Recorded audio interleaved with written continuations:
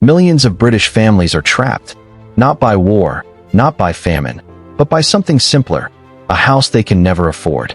Welcome to the UK housing crisis, where owning a home has quietly become impossible for an entire generation. In the last 30 years, UK house prices have risen over 400%, while average wages barely doubled. A one-bedroom flat in London now costs over £500,000, completely out of reach for most young people. First-time buyers now need an average deposit of over £60,000, money most families simply don't have saved.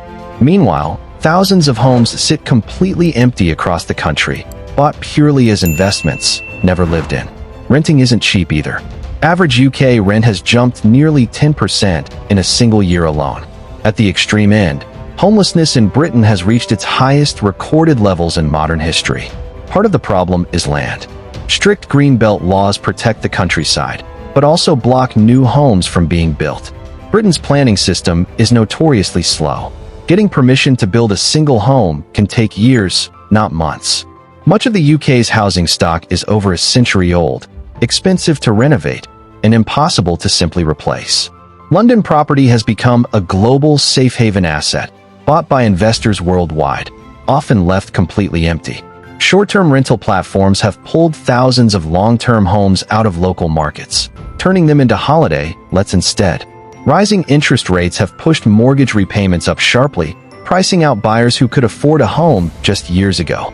This has created generation rent, young Britons stuck renting well into their 30s, unable to save for a deposit.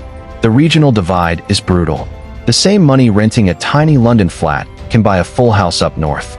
Add the rising cost of living, and millions of families are now just one paycheck away from losing their home. Population growth and immigration have also increased housing demand faster than new homes are being built to match it. More young adults than ever are stuck living with their parents well into their late 20s and 30s. Housing stress is now linked directly to rising anxiety, relationship strain, and delayed life decisions across the country. Housing unaffordability is quietly delaying marriages and childbirth, contributing to Britain's declining birth rate. Some young professionals are leaving the UK entirely, chasing more affordable housing markets abroad. Public frustration is growing. Housing has become one of the most urgent political issues in modern British history. Every major political party now claims housing as a top priority, but progress has been painfully slow. Past governments have promised hundreds of thousands of new homes every year, but have consistently missed those targets.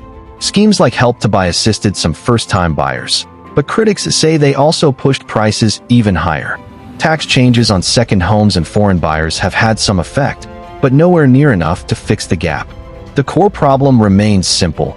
Not enough homes are being built, fast enough, in the places people actually need them. Build more homes. Experts say the UK needs around 300,000 new homes every year to close the gap. Reform planning laws. Faster approvals and less red tape could unlock thousands of stalled housing projects. Build on brownfield land and used industrial sites, instead of touching protected countryside. Expand social housing. Countries like Singapore prove strong public housing can house nearly everyone affordably. Tax empty homes. This discourages investors from leaving properties vacant purely as financial assets. Spread opportunity. Investing in northern cities reduces pressure on London and balances the whole country. Support first-time buyers directly through shared ownership schemes and lower deposit requirements. Modular housing.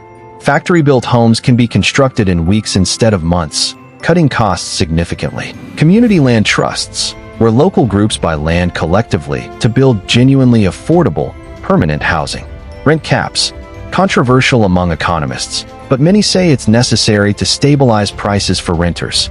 Restrict foreign buyers on existing homes, similar to policies already used in Canada and New Zealand. Co-living spaces.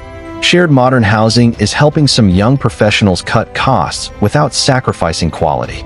Self-build schemes, where the government provides land and support for families to build their own homes.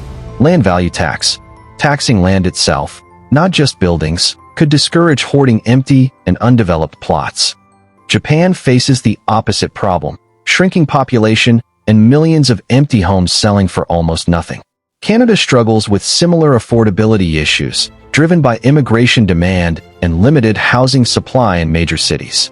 The United States has more available land, which keeps suburban housing more affordable, but cities still face steep prices. Singapore stands out.